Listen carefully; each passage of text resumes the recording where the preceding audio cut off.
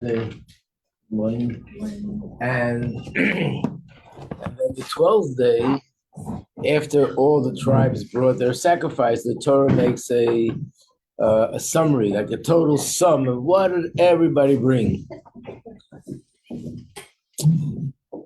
So today is Hanukkah. Hanukkah only has 8 days, and here the reading is 12 days, every day another reading. So what we do is we read every day one Nasi.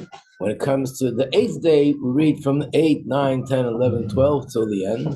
And we also read that part of the Torah. The Torah makes the total sum of all of it. So the way the Rebbe explains it is that means that we know that every day is a different Nasi, which means every day is something different spiritually.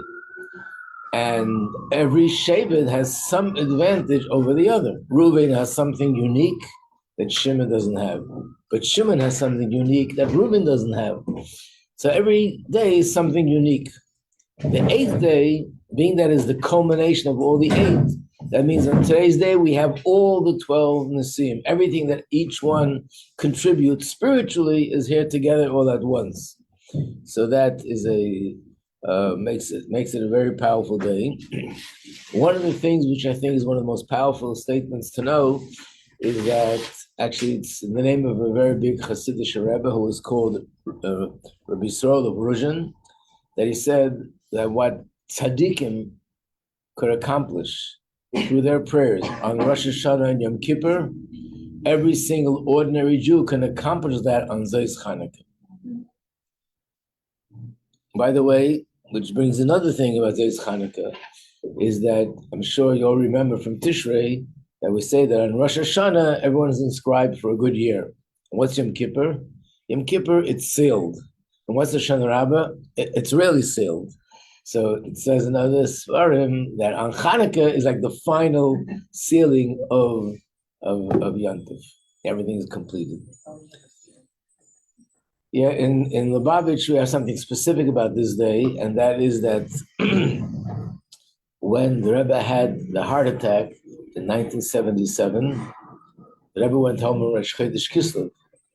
But as we know, when a person goes through something like that, they have to make a su'udah, a meal to thank Hashem, a meal of thanksgiving.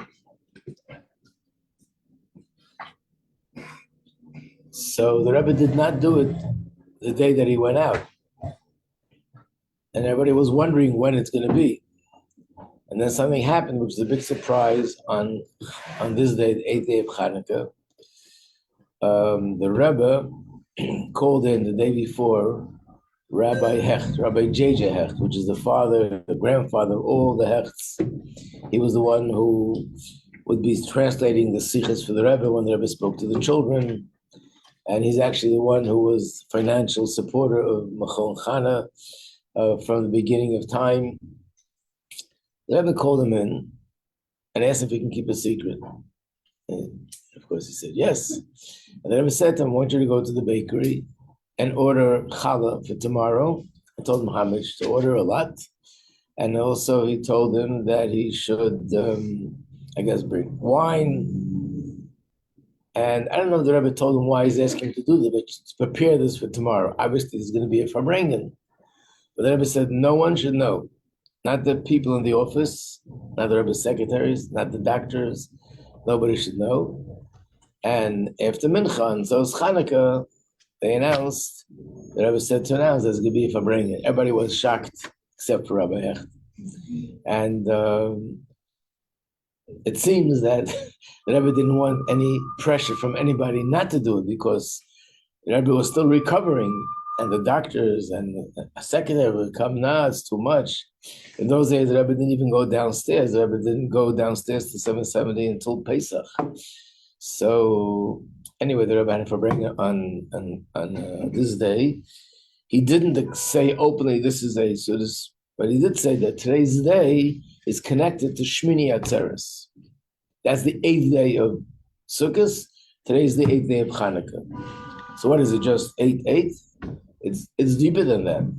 We know that Beis Shammai is the one that holds that you're supposed to light the candles 8, 7, 6, 5, 4. Where does he know it from? If you remember, we learned the Gemara in this class that Shammai says we compare it to the bulls that were brought on Sukkot. And the bulls were brought in a way that they went down in numbers. The first day, 13 bulls, altogether 70. But the order was first day, 13, second day, 12, third day, 11, fourth day, 10. So just like Hanukkah, just like Shmini, just like this 8 days of Sukkot, we go down, so too with Hanukkah, we go down. So that means that there's a connection between the 8th day of Sukkot and the 8th day of Hanukkah. And by the way, what are these 70 bulls about? It's about hashpah on the nations of the world. So the talk of the town is, at least in Lubavitch, based on this, that this unbelievable decree that happened on the last day of Sukkot, or Shmini Atzeres, in Israel, or Shmini Atzeres. And today is the 8th day of Hanukkah, so hopefully today would put an end to what happened then, and especially based on what we said before, that today tefillas and brachas are very, very powerful, so they are so helpful that we should see the complete, total victory of Bnei Yisrael in the most miraculous way, and the complete and total defeat and downfall of the enemies of Yidden in the most miraculous way, that the whole world should recognize it, and the whole world should recognize that Hashem Hu Elokim, and of course, we should have Mashiach now. So we are going to say the kapitel Chaf. Lam Natseach Mizmer LeDavid. Yancha Adonai b'yom tzara. Yisagevcha Shem Elohei Yaakov. Yishlach Ezecha Mikodesh u'Metzin Yisadeka. Yizkar Kol Menchasecha v'Elascha Yidash Nesela.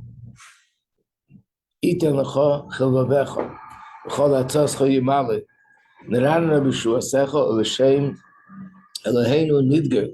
Yimali Adonai Kol Meshalesecha. Ata Yedaiti Ki Yeshia Adonai Meshichei. Yanehu Mishmei Kodshei.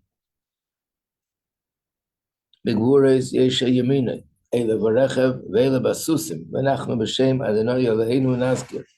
Heima Korov V'Nafolu. V'Nachnu Kamnu V'Naseidod. Adonai Yeshia Melech Yaneinu V'Yem Kareinu. Give it time for tzedakah. We will help in the discourse of the Tilim and the tzedakah. We should see our wish is fulfilled. Okay.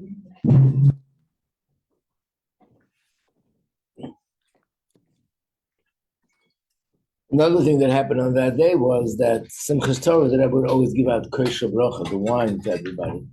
Of course, everybody looked forward to that moment. And by the way, this is before there was such thing as dollars. So this is one of the only times you had the opportunity to approach the Rebbe one-on-one. But the Rebbe didn't give out the wine because of the heart attack. So Hanukkah, there was a Farbrengen, everybody washed on bread. And after that, there was benching. And then the Rebbe gave out kosher bracha, gave out wine to everybody. And what happened was that nobody wanted the Rebbe to be standing on his feet. Normally, this takes 4 hours. So a few people went over, and after a few minutes, the lines ended. And the Rebbe says, there are fools here, fools, that they think that by not coming over to me, they're doing me any good. They'll do me good if they will come over, and nobody should stop anybody from coming over. I think the Rebbe even said the words that Kil Hashem would see that I'm needed, and that adds bracha, not the opposite. So then people started to, it still didn't go for much longer, maybe another 10 minutes, but not 4 hours. And then the Rebbe was sort of being humorous with the people who walked over, and when they came over there, he said, "Oh, you were also from those fools that didn't come before?" You know.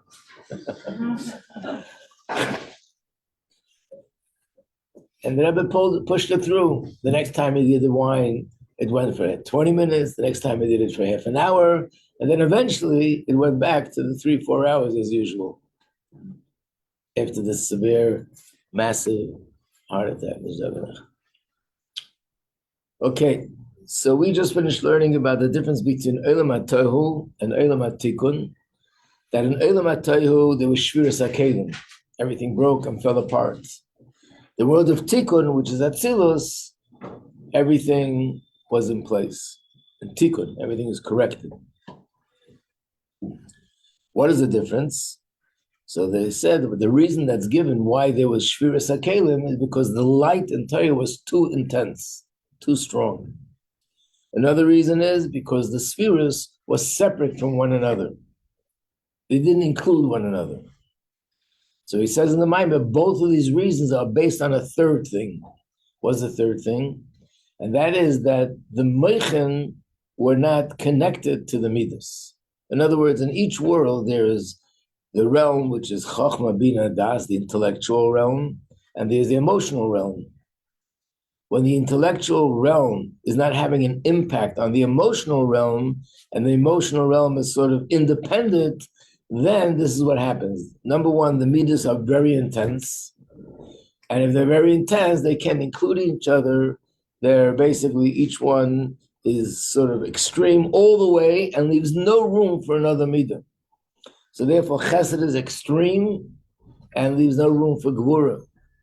And gvura is extreme all the way, leaves no room for chesed.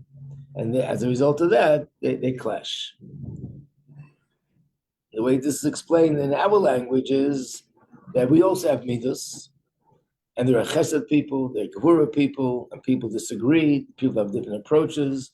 But when the mind, the moyach, the brain, the intellect has an impact on the midas, then the midas are softened, and they're flexible. And the midas give room one for another, even for an opposite midah. And that's when people can get along. When the midas are independent of intellect, it's just pure midas, that's when they're intense, unlimited. One doesn't give any room for the other, and therefore, if there's two midas, they clash.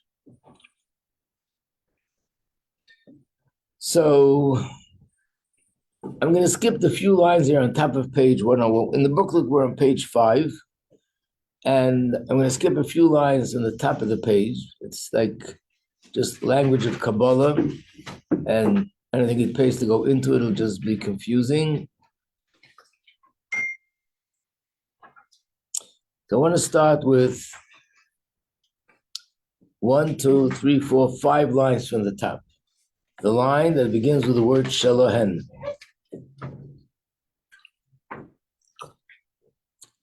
So this difference that we just gave between the world of Tikkun and the world of Tohu, it manifests in the difference between the Nefesh Elokis and the Nefesh Bahamis. The Nefesh Bahamis, its origin, its spiritual source is the world of Tohu. The Nefesh Elokis, its origin and its spiritual source is the world of Tikkun. So Zehu Klolos HaHefresh, this is the general difference between midas, the Nefesh Elokis, emotions that the Nefesh Elokis experiences, the midas Nefesh Bahamis, the emotions of the Nefesh Bahamis. The midas, the Nefesh Elokis, the midas of the godly soul, the Meshachas Min HaSeichel. They're really born out of Seichel. They're a result and they're a product of Seichel, of logic and an intellectual perspective. You see something in a certain way, and that's why you feel that way. In fact, Kol Inyanov Heim Al Pi HaSeichel. Everything the Nefesh Elokis does is guided by Seichel, that it should make sense, it should be right, it's judged, it's evaluated, and based on that, the person allows his midas to go in that direction.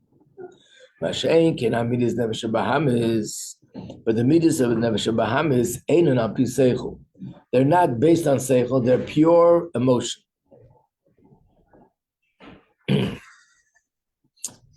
In fact, the Nefesh Elokis, Nefesh Bahamis, the difference is very similar to the difference between a human and an animal. Humans have intellect, and the way a human being is supposed to function, and the way a human being is supposed to operate is that the intellect guides the emotions. And the emotions are based on reason, on logic, which means whatever I love and I want is because there's a good reason, it has value. Whatever I am afraid of is a good reason to be afraid. Whatever I reject is a good reason to reject. Everything is based on logic because this is right. In other words, there's a value system. in our Nefesh Elokis, the value system. First, I'm talking about a person, not even Nefesh Elokis, a human being. Human being should have a value system, and based on his value system, that's where his midas go. An animal has no intellect. Even though we see there are animals that do have some interesting understanding of things, we see how animals function. Even in Gemara, it says that amongst the animals, the fox is the smartest of all the animals. So there is some degree of intellect with an animal. But it's not just that an animal has less intellect than a human, it's a different kind of an intellect.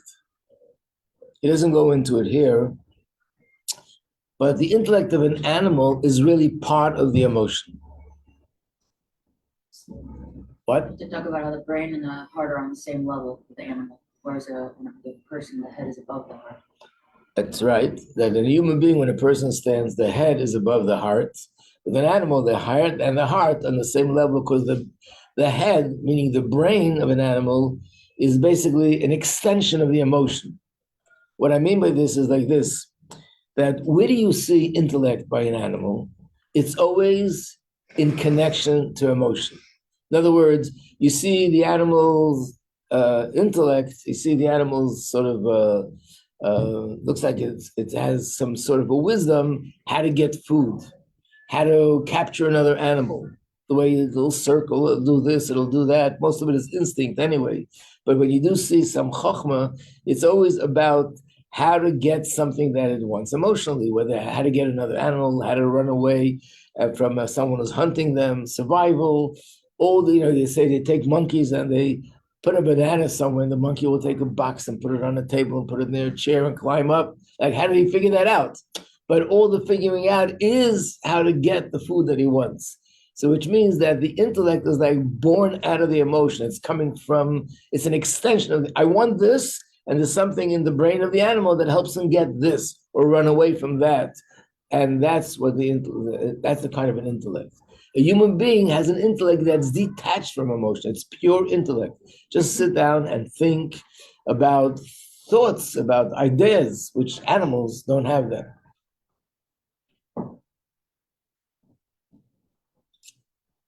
Sometimes they say an animal is jealous. Let's say a cat is jealous of another animal and they'll do this or that. But again, it's doing something which is connected to its emotion. There's no independent intellect. So therefore, animals are by definition emotional beings. They operate by emotion. If there's any kind of intellect, it's just serving the emotion. But a human being is the opposite. A human being is primarily intellect, and the emotion is to enhance the intellect. And the intellect is leading the emotion in the right direction. So therefore, this is a reflection of the world of Tohu and the world of Tikkun. So let's look a little bit further. Nefesh Elokis is Nikra Adam. Nefesh Elokis is called Adam. There's a pasuk where it says, Atam Adam, that the term Adam primarily refers to Yidden, because a Yid has a Nefesh Elokis.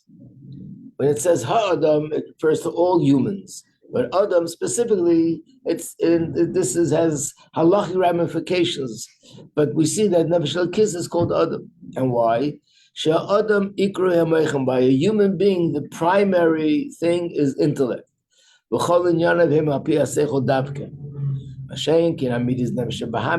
emotions of Nefesh Bahamis, as we see this explicitly, we can see it in real life. Shamidas Teves, there are natural emotions.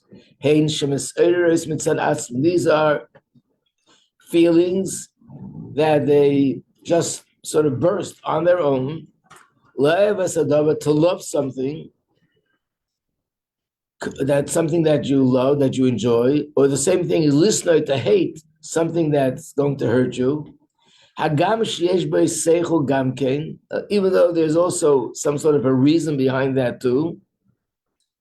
Well, the problem nira, and sometimes it even appears that his serious hamida, that the reason why the person is acting so emotional about something is min ha-seichel. It appears as if it's coming from the seichel. I'm talking about the Nefesh Bahamis now, but be'emes, no. Ein ikris galus min ha-seichel levad. With the Nefesh Bahamis, it's really not coming from the seichel, purely logical. And the proof is, when a person, when the Nefesh Habahamis gets all emotional about something, we see the emotions are so much more than the seichel. Seichel doesn't dictate that the midah should be so intense and so severe. Again, we don't really need a mashal because we see this in everyday life, but just at the top of my head, and this happens all the time, you see this. But at that minute, I remember there was a very tragic story here in the community of someone who owned a parking lot in Manhattan, and this guy came in the parking lot from the wrong side. The owner was a Chabad Chassid who lived here, and he wouldn't let him go. He said, "You can't go through the side. You're gonna mess up the whole traffic in the parking lot. You have to go through the other side." And he wanted to only go through that side. He came out of the car, and he took a metal something that he had in his hand, and he hit him over the head, and he was murdered. So what he's saying is, you're upset. You're upset that you can't get your car. Is that, if you talk about logic, is that a reason to kill somebody? You know, people do this with parking spaces. Someone takes a parking spot, they'll pull out a gun and shoot him. People on the road, if someone cuts you off, the other person will be ready to crash into you, which means you got emotional and you have a reason for it. But the Rebbe is saying something very interesting in the Maimah. The emotion is way, way out of proportion to the reason. What does that prove? That the reason is just a justification. It's just a license, so I can do what I want. But really, it's pure emotion. And when we don't have to go that far, usually you see it happens with people. They get into an argument, very heated. They scream, they shout, they abuse, they humiliate someone. And the thing that happened was not that huge. And they'll say, I'm doing it because they did this and this. I mean, you see it all the time. You walk into the bank, someone gets ahead of someone else in the line, and this guy's ready to kill him. So that's the Nefesh Habahamis. Nefesh Habahamis is pure emotion. So even if we see Seichel, the Seichel is just there to give license to the emotion, to make it sound kosher. Of course, this is a subconscious thing. The person thinks that he's justified to do what he's doing. And again, unfortunately, we're going through it right now with these savages in Israel, where we see them doing things. They're giving reasons for it, which is totally ludicrous, that because this and that, therefore you can go ahead and do the things you did, which we don't even want to bring out of our mouth. So this is the raya, and I guess we can all look at ourselves and see when we get emotional, is my emotion really in proportion to the thing that this person did wrong? But this is an indication she'ikar hamida, that the midah primarily is mitzad atzma, is independent. It's just pure midah.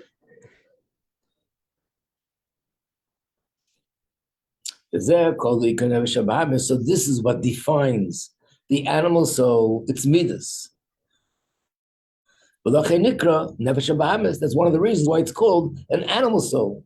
Because like an animal, an animal, there's no real seichel there.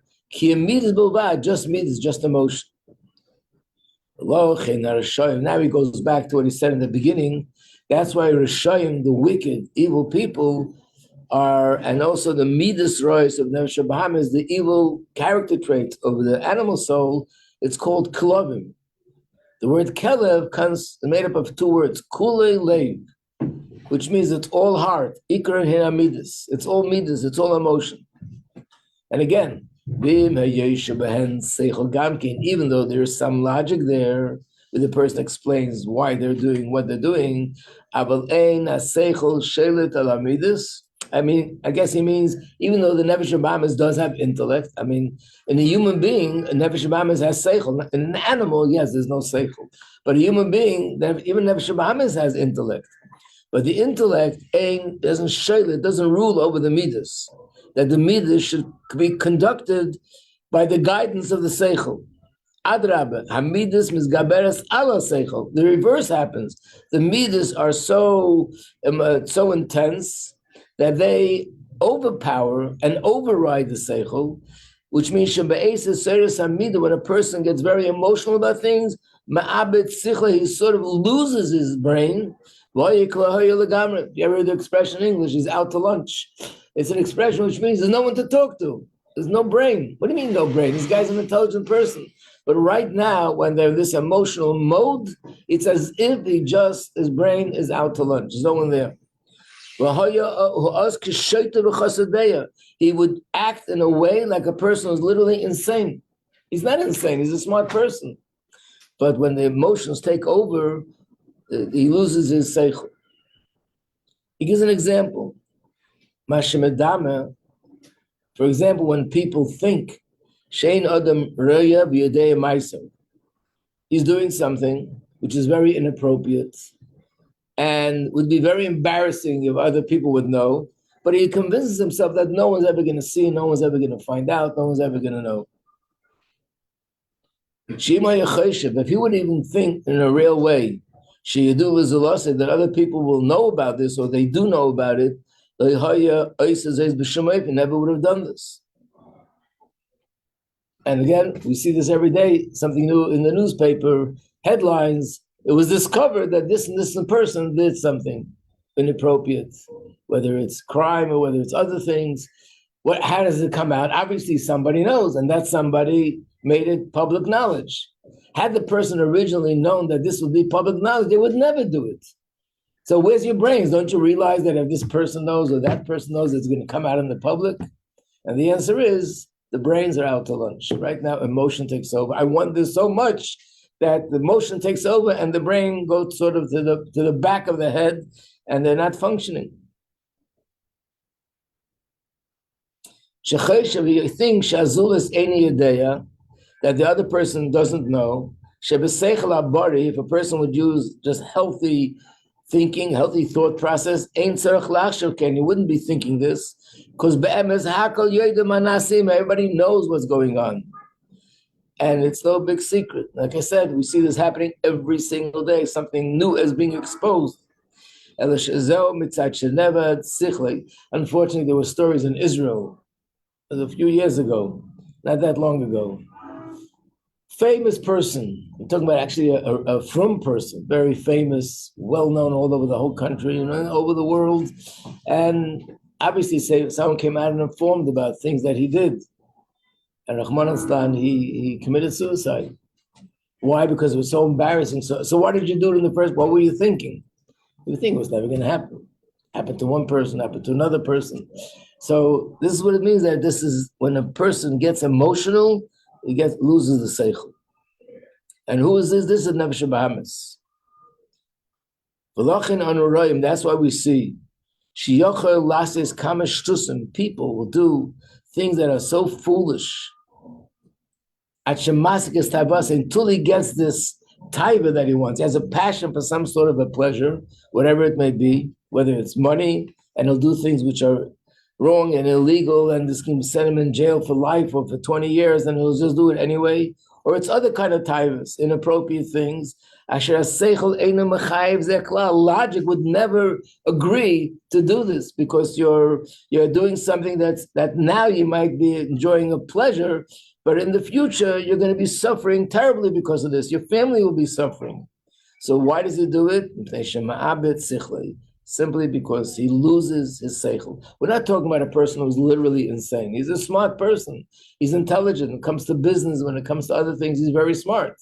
But when it comes to an emotional taiva, that becomes so strong that the seichel, it totally overrides the seichel, and the seichel just becomes as if it's non-existent. Yeah. Is this the same as the idea of Rosh Hashanah, or is this different?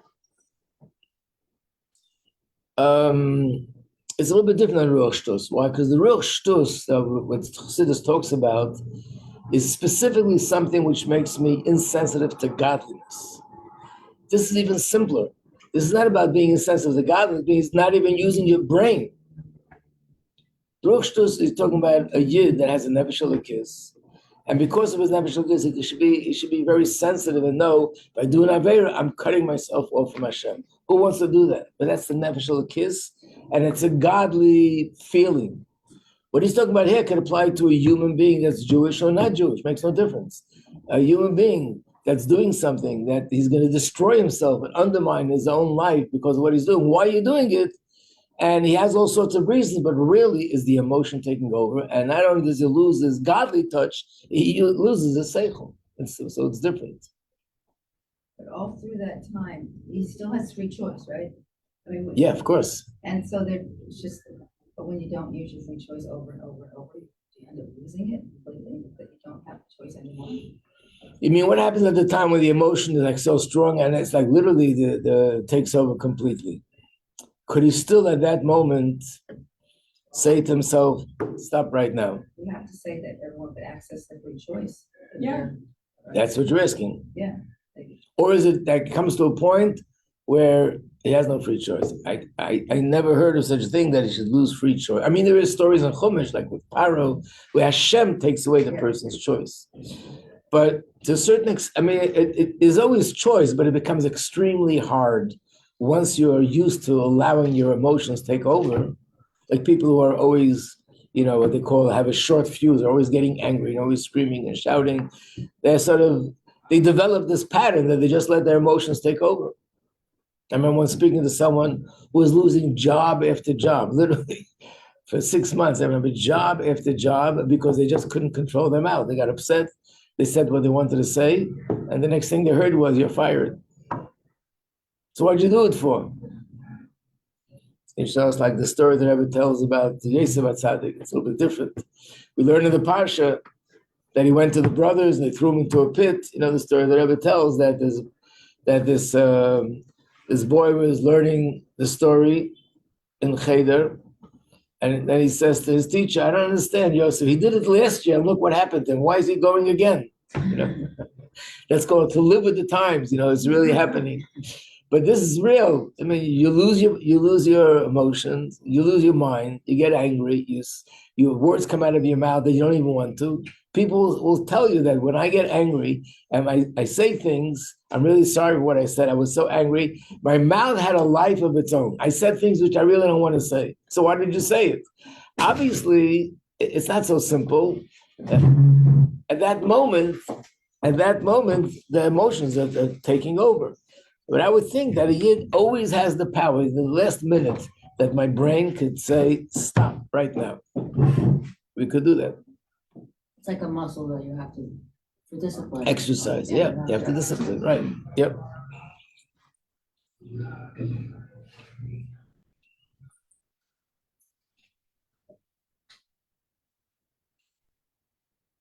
And the animal part of yourself becomes very routine oriented. That's why our bodies expect to be fed at certain times and things like so. If you constantly have the same emotional reaction to various situations, it will sort of happen on autopilot. Right. The truth is like this, that if a person does work on himself, even if it sort of fails, like I worked on myself and that happened again and again, but if you work on yourself, we should know that any time that a person does that, they're making a dent. Which means, let's say I work on myself and it's 1 year, 2, and 3 years, and finally, then the 3 years, I feel I got a little bit of control. It really means that the first time I started to work on myself, I've already accomplished something, and it's not that the If you don't use it, you lose it. No, you don't lose it, you use it. But I'm saying that we don't see the results, but I made a dent. And when 3 years go by, for example, and you see results, it means that from the first moment there are already results, but those results were still very small, so you didn't notice it. And then eventually, it's like the story of the person who is, who's very hungry and he eats a slice of bread and says, I'm still hungry. It's another slice of bread. He eats 9 slices of bread, still hungry. So someone tells him to take a bagel and he eats a bagel. Oh, finally, I should have eaten the bagel first. Said, no, after 9 slices of bread and a bagel, I ate the banana. I'm still hungry. Every time I think of this story. Okay, let's do the kitzur, the summary. Yevayir, this is what this ois is all about. He explains Maimer HaKadosh Baruch Hu Reidus or Shem B'Makel. What the sages mean when they say that HaKadosh Baruch Hu beats the wicked people with a stick. And the reason is because they are compared to dogs. What is it that defines a dog? Kuli Lev. It's all heart. I wonder, they say that dogs are very loyal. Maybe that's why. It's all heart. So they're very loyal. But when they get angry, it's also all heart. Tzadikim libam b'shusam. So this is the difference. Tzadikim, their hearts are in their hands, which means hamayach shalit alalev. The mind rules the heart. Sheyamidus apya seichel. The mind rules the heart, that the emotions in the heart should be according to the guidance of the seichel. And therefore, when a person has seichel, of course, if he has seichel, he has a value system. For us, Yidden, the value system is Torah. All my midas will be consistent with and aligned with the seichel, with what Torah says, what's right and what's wrong. But Rishayim, Heim B'Shus Libam, the wicked people, they are in the hands of their heart, which means their heart controls them. And the seichel, on the contrary, if anything, it adds fuel to the fire because the seichel gives it reason and logic. Yevayir, and he explains, where's the root of this? Sheirish ha'hefresh ben tayu eres takifim v'amidis anfim espardim. This root of this is the word of tohu, where the light in tohu is very, very intense, and the midas in tohu are anfim espardim, they're like separate branches. But tikkun, in the word of tikkun, which is the word of atzilus, the seichel brings bittul to the midas, which means the midas are flexible, and the midas leave room for one another, and that's because they're based on, and they're a product of seichel. V'yasbir, and this Maimeri also explains that the midas of shalikis should be api seichel, midas of shabamish shemabin the seichel. So, the question is, what if somebody is really acting very emotional, very angry, they're really flying off the handle? If this is true, that at that moment there's no seichel, what's the point? In fact, we do see usually when you try to argue with this person, you actually get more upset, more angry. So I guess in a relationship, sometimes it's really the right thing to do is not to, at that moment, in the moment of the heat of the anger, not to try to argue, to reason, to explain, and just let things calm down first. The problem with that is that the other person who's angry about something interprets that as dismissive. You're dismissing me, and you're ignoring me. And the more you're quiet, they scream louder. So what's the eitzah? The eitzah is probably to say to the other person, I'm not ignoring you, I'm not dismissing you, and to say it calmly. I just recognize that now is not a good time to talk because it's going to be too emotional, and we'll talk when things calm down. So on one hand, you're not allowing the fire to get bigger. On the other hand, you're making it clear to the other person. I think it's extremely important to do that. They shouldn't interpret it as dismissing and as ignoring. Yeah.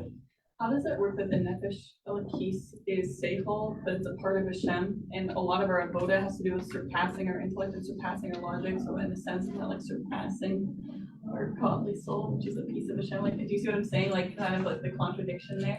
No, the contradiction is not a contradiction because what he is negating is something which is below seichel. Just letting my emotions loose, feel a certain way, go for it. Okay. What you're talking about is something which transcends seichel. It's higher than seichel. It's something deeper than seichel, and that's not a contradiction. So, generally speaking, on a regular basis, we have to use our seichel. We use it to learn. We use it to guide us. And sometimes you find this in Kedusha also. A person is doing things and not using their seichel. There's a danger at Shabbos. I'm not going to call the doctor. I'm not going to use the phone. Shabbos. That's stupid. It's not above seichel. It's below seichel. So yes, you have to know where things fit in and how they're supposed to be. Yes. The rescue dogs, if they don't find somebody, then they do the rescue dog press. So they have to put people in, like, let's say, Berkeley, there's people in the rubble, and they have to find them. They can't find anybody, or else they will literally get pressed. They really have like. Wow, strong, deep emotions, right? Yeah, but like love. Yeah, but it's not for the person they're looking for, it's because they disappointed their handler. Either way, they can be so connected to their, so love. So according to this, it's consistent with what it said. It's kulei lev, Love, yeah. right? So I guess like anything else, if you harness that love in the right direction, it's an amazing thing. I have to show you this very cool. There's only 4 of these in the whole world. This is from 1925. Yeah. It's a fully intact human You know what? nervous system. It looks like an upside down tree, but Right. you see how it's most dense at the top, Right. like the opposite of a tree where the roots come From from the bottom. below. The human, it comes from above, but even at the top, it still reaches up. Isn't that cool? Very cool. There's only 4.